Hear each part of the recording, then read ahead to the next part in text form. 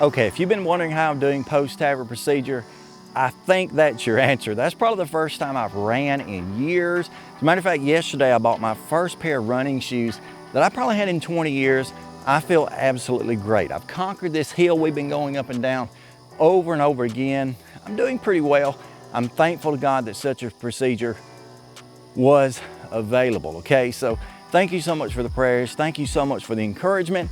I definitely need it, and I'm gonna continue to do what I do best. Stay stronger, friends.